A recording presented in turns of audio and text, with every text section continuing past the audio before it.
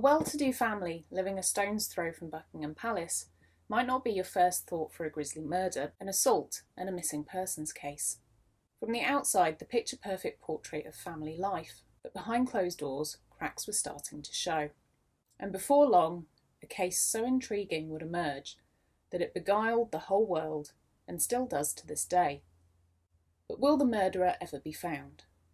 This time on Macabre London, we uncover the murder of Sandra Rivett, the attempted murder of Veronica Lucan, and the disappearance of Lord Lucan.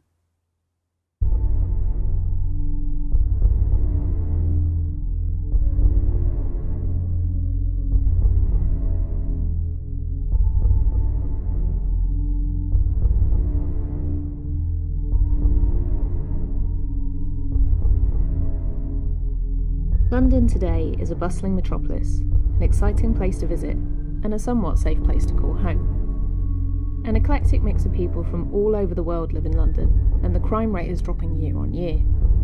In some parts of this vibrant capital, the crime rate is lower than that of much smaller cities in other parts of the UK. However, things haven't always been so safe. Stories and tales of old have echoed around the streets and grown to become that of legend, particularly those of a gruesome nature. Today we'll be exploring one of these stories and discovering about London's often bloody past. My name is Nikki Drees, and this is Macabre London.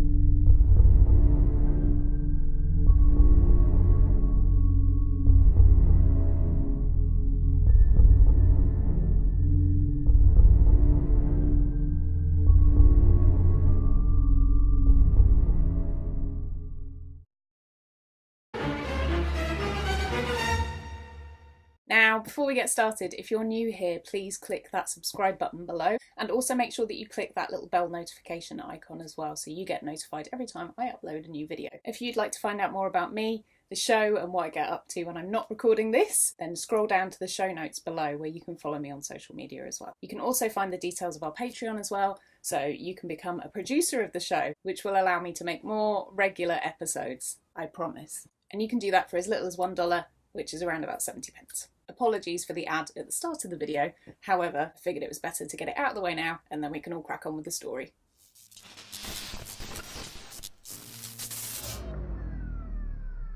London in the 1970s for the rich was a veritable playground. The cost of living was low, property was cheap, and with inheritance floating around from rich family members, the younger generation of the elite had the world in the palm of their hands. With a booming social scene, anyone who was anyone established themselves in the city, and if your credentials fitted, i.e. if you were privately educated, and your parents had a penny or two in the bank, you could integrate yourself into the upper echelons of society. Many people who didn't have quite the necessary check marks on the top starter kit had to sidle their way up to those who did, in order to make their lives that little bit more fruitful.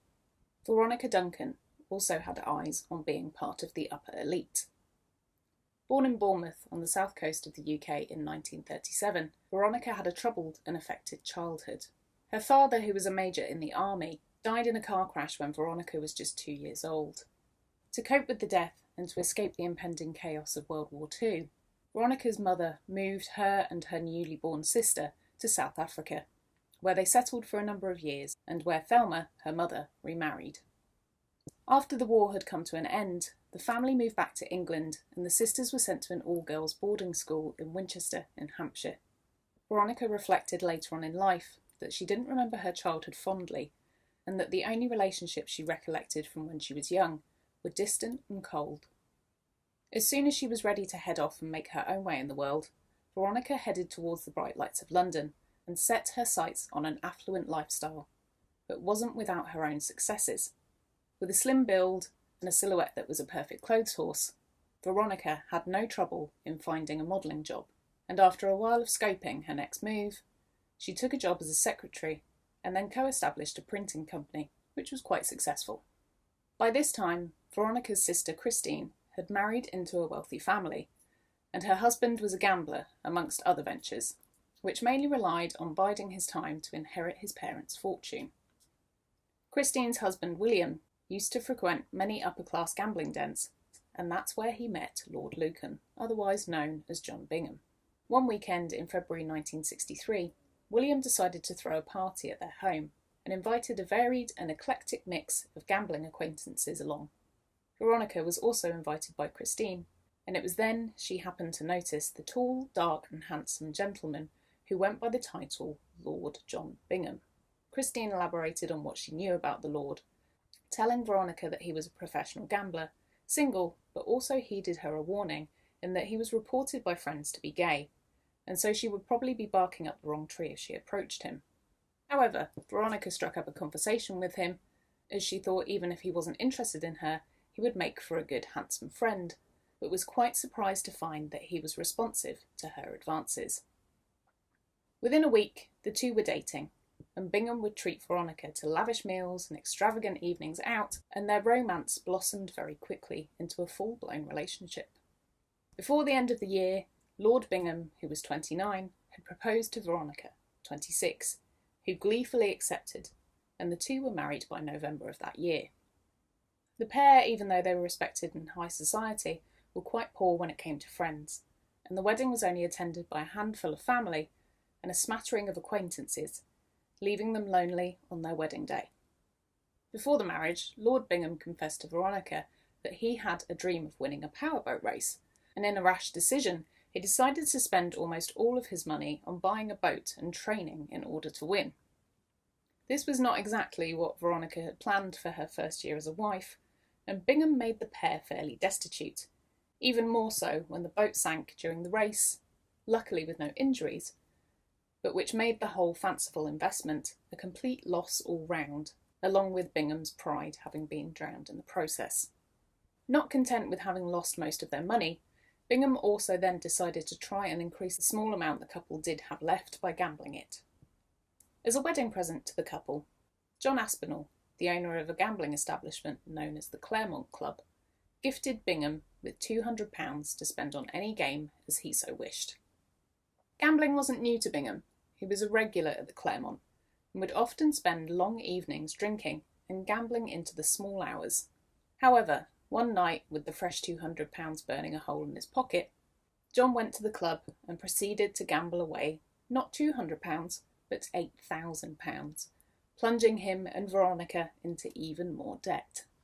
With only a tiny amount of money left to their name, a double-edged sword was thrust upon Bingham when his father passed away.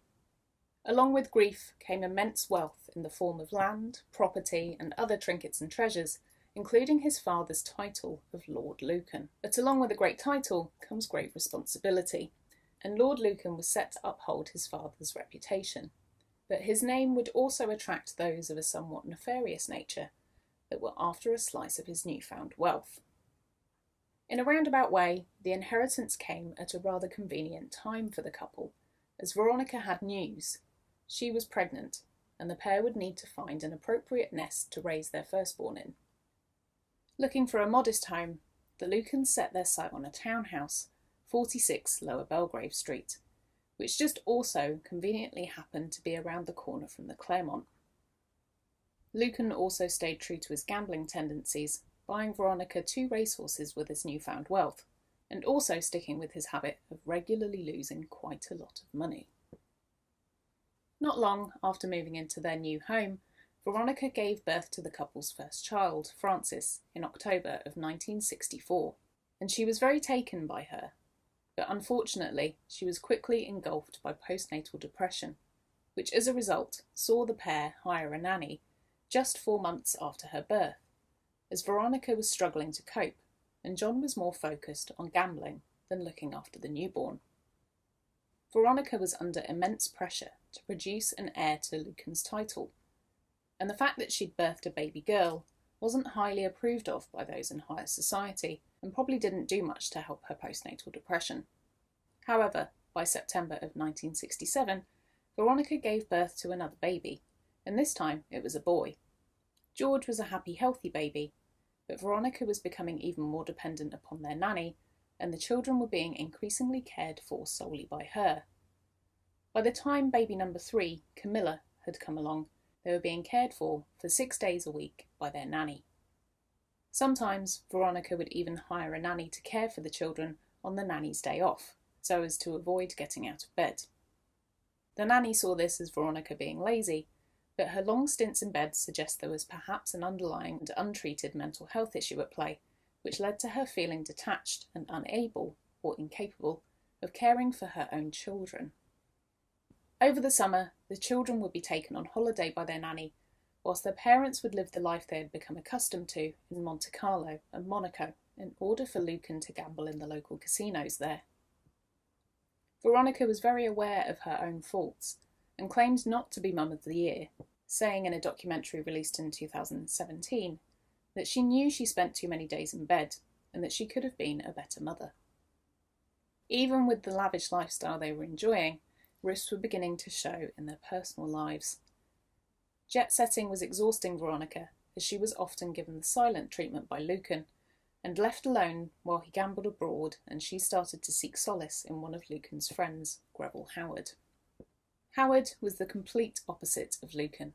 He was warm, kind, and communicative with Veronica, and before long she was falling head over heels for him. Sensing the impending affair, Lucan threatened Greville and asked him to back off from Veronica. Unbeknownst to Veronica, Lucan hadn't informed her of his warning, and she took Greville's faked rejection to heart, so she took to her bed once more. In an effort to cheer Veronica up, Lucan took her out for a drive. Little did she know he had an ulterior motive, and drove her to the Priory, a private mental hospital, where a doctor listened to Veronica's story and suggested she voluntarily admit herself for a stay. Not impressed with the thought of being committed, she fled the hospital, but as Veronica hadn't shown any signs of harming herself, there were no grounds to admit her against her will, but in order to treat her depression, doctors prescribed her antipsychotics to control her mood. This would signal the beginning of the manipulation Lucan would use in order to control Veronica and to use against her in the impending bitter divorce.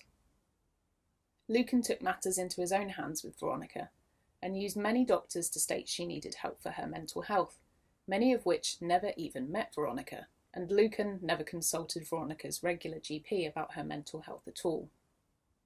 At this time, Lucan started to physically abuse Veronica by hitting her with a cane, as he said her mad ideas could be beaten out of her.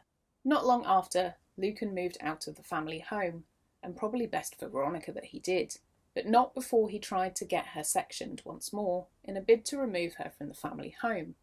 But the doctors weren't convinced that she needed it, and denied his request altogether. Upon hearing the news that Veronica wasn't going to be committed, he packed 2 bags and moved out immediately.